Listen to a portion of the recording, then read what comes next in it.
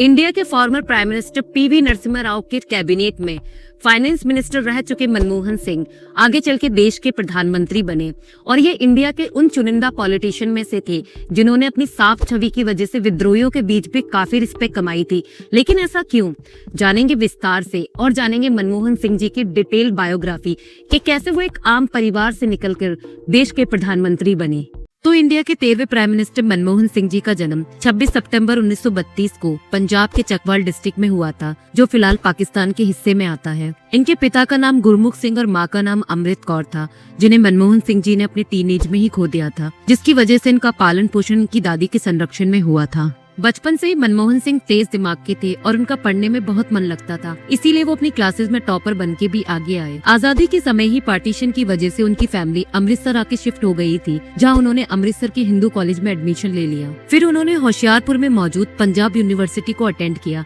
जहाँ से APH की डिग्री कम्प्लीट करने के बाद इकोनॉमिक्स में मास्टर करी और आगे की पढ़ाई करने के लिए वो UK चले गए, जहाँ उन्होंने यूनिवर्सिटी ऑफ कैम्ब्रिज से एसोसिएट सेंट जॉन कॉलेज को ज्वाइन किया और यहाँ आकर उन्होंने रॉबिन्सन और निकोलस कल्डार जैसे ब्रिलियंट टीचर्स और इकोनॉमिक्स थियोरिस्ट की गाइडेंस में पढ़ाई करी। इसके अलावा उन्होंने यूनिवर्सिटी ऑफ ऑक्सफोर्ड के नेफील्ड कॉलेज से डॉक्टरेट ऑफ फिलोसफी भी करी। यूनाइटेड किंगडम से इकोनॉमिक के क्षेत्र में भरपूर शिक्षा लेने के बाद मनमोहन सिंह जी वापस इंडिया आ गए और भारत वापस आने के बाद पंजाब यूनिवर्सिटी में उन्हें इकोनॉमिक के सीनियर लेक्चरर के रूप में नियुक्त किया गया, जहां उन्होंने 2 सालों तक सीनियर लेक्चरर के तौर पर काम किया। उसके बाद 1993 में उन्होंने एक प्रोफेसर के तौर पर काम करना शुरू कर दिया, या उन्होंने 2 सालों तक प्रोफेसर के तौर पर काम किया। उसके बाद मनमोहन सिंह जी ने यूनाइटेड नेशन के डिवीजन के लिए काम करने का फैसला किया। United nation conference on trade and development एक ऐसी इंटरगवर्नमेंटल ऑर्गेनाइजेशन थी जो वर्ल्ड ट्रेड को प्रमोट करने का काम करती थी, और इसी में काम करने के लिए मनमोहन सिंह जी को भारत से दूर जाना पड़ा। यूनाइटेड नेशन में 3 साल काम करने के बाद मनमोहन सिंह जी भारत वापस आ गए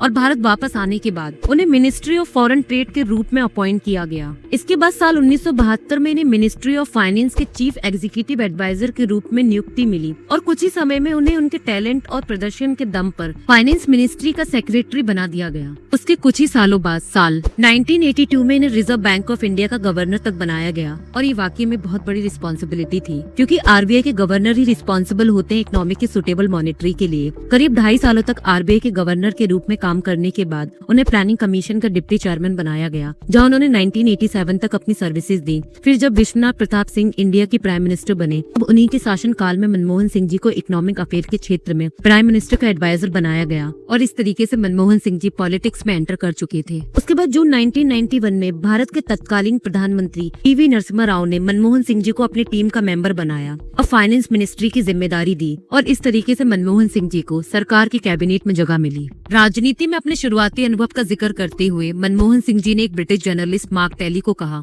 जब प्राइम मिनिस्टर ने अपने प्रिंसिपल सेक्रेटरी के द्वारा उन्हें कहलवाया, राव साहब आपको मिनिस्टर ऑफ फाइनेंस बनाना चाहते हैं, तो मैंने इस बात को बिल्कुल भी सीरियस नहीं लिया। लेकिन फिर अगली सुबह हमारी मुलाकात हुई, जिसके बाद मुझे उनके एक प्रपोजल को एक्सेप्ट करना हुआ। इस तरीके से मेरे राजनीतिक करियर की शुरुआत हुई, और बिना किसी संकोच उस वक्त भारत को मनमोहन सिंह जैसे एजुकेटेड फाइनेंस मिनिस्टर की जरूरत थी, क्योंकि साल 1990 तक देश की इकोनॉमिक कंडीशन ऐसी थी कि भारत अपनी इंटरनेशनल कमिटमेंट्स फुलफिल नहीं कर पा रहा था, और संकट से निपटने के लिए लोन लेने के लिए सोना गिरवी रखने जैसे अपमान का सहारा लेना पड़ रहा था। और इंडियन इकोनॉमिक की ये स्थिति स्वतंत्र भारत के इतिहास में एक निर्णायक समय था। खैर, अपने कार्यकाल के दौरान मनमोहन सिंह जी को काफी क्रिटिसाइज भी किया गया, क्योंकि इन्हीं के कार्यकाल के दौरान 1992 के इंडियन स्टॉक मार्केट का स्कैम हुआ था, जिसे स्कैम 1992 की वेब सीरीज के जरिए आपने देखा भी होगा। लेकिन इसी बीच आर्थिक सुधारों में व्यापक नीतियों के निर्धारण में उनकी भूमिका को सभी ने खूब सराहा, क्योंकि इसी बीच मनमोहन सिंह जी ने न सिर्फ एक वित्त मंत्री के रूप में अच्छा काम किया, बल्कि उन्हें भारत की उस आर्थिक स्थिति को सुधारा जिसकी वजह से भारत की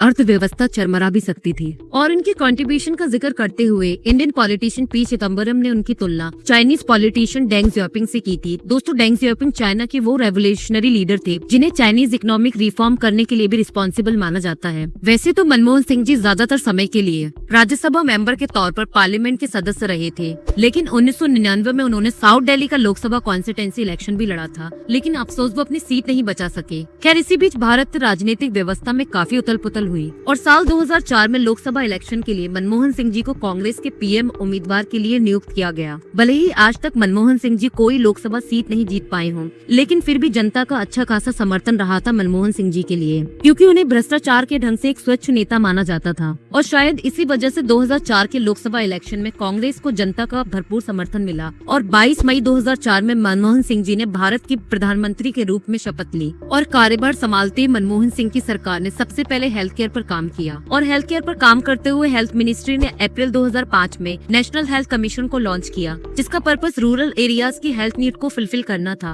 और मनमोहन सिंह के इसी इनिशिएटिव को अमेरिकन इकोनॉमिक जेफरी जेविट सैच ने खूब अप्रिशिएट किया था। हेल्थ केयर पर ध्यान देने के अलावा इन्होंने एजुकेशन पर भी खूब फोकस किया था, क्योंकि किसी भी गवर्नमेंट को ये समझना चाहिए कि अगर हमें वास्तव में अपने देश का विकास करना है तो इन दो चीजों पर फोकस करना ही होगा। नेशनल हेल्थ मिशन के बाद साल 2006 में मनमोहन सिंह की सरकार एम्स, आईआईटी और आईएमएम के 27% सीट को रिजर्व करने के प्रपोजल को इम्प्लीमेंट किया। इसी के साथ आंध्र प्रदेश, बिहार, गुजरात, उड़ीसा, मध्य प्रदेश और हिमाचल प्रदेश में 8 आईआईटीज का निर्माण किया। इसी साल उन्होंने मनरेगा की भी शुरुआत की। ये एक ऐसा एक्ट था जिन्होंने सरकार और जनता के रिश्तों को बदला। ये तय करना कि सरकार लोगों को उनके घर के आसपास रोजगार दिलाएगी, ये अपने आप में एक बहुत बड़ा कदम था। साथ ही एक ऐसा प्रोग्राम था जिसमें औरतों को प्राथमिकता दी गई और ये प्रोग्राम पूरे परिवार को टारगेट करता था। रोजगार न दिलाने पर अफसरों पर भी कार्रवाई का प्रावधान था और ये एक सरकारी जिम्मेदारियों की नई पहल थी। हालांकि बाद में इनमें भ्रष्टाचार के आरोप भी लगे, लेकिन वो एक अलग बात है जो कि एक्ट से हटकर है, क्योंकि एक्ट के इरादों पे कोई भी डाउट नहीं किया जा सकता था। प्रधानमंत्री नरेंद्र मोदी ने एक्ट की आलोचना करते हुए ये कहा था कि ये मनमोहन सरकार की सबसे बड़ी असफलताओं के रूप में याद किया जाएगा और उन्होंने भी इस एक्ट को खत्म। उसके बाद साल 2009 में उनकी मिनिस्ट्री ने right of children free and compulsory education act introduce किया,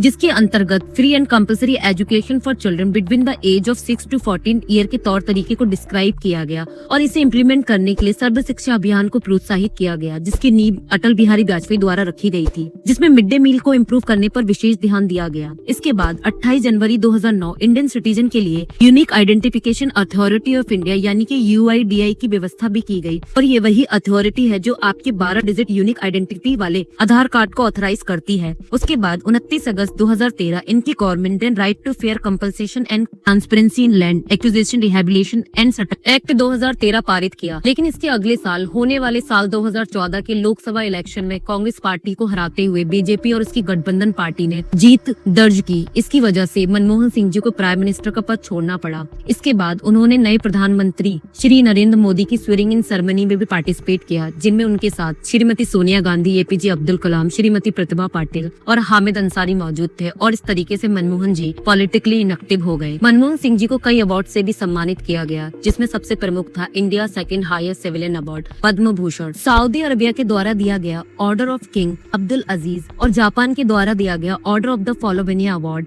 और इन अवार्ड के अलावा उनके ऊपर एक मूवी भी बनाई गई थी जिसका टाइटल था द एक्सीडेंटल प्राइम मिनिस्टर। और यही नहीं, इनके ऊपर एक डॉक्यूमेंट्री भी बनाई गई है। और वहीं अगर हम बात करें इनकी पर्सनल लाइफ की, तो साल 1958 में इनकी शादी श्रीमती गुरुशरण कौर से हुई थी, जिनसे इनके 3 बच्चे भी हैं। तो दोस्तों, यही थी कहानी हमारे देश के one of the most former prime minister की, जिनकी मृत्यु 26 दिसंबर 2024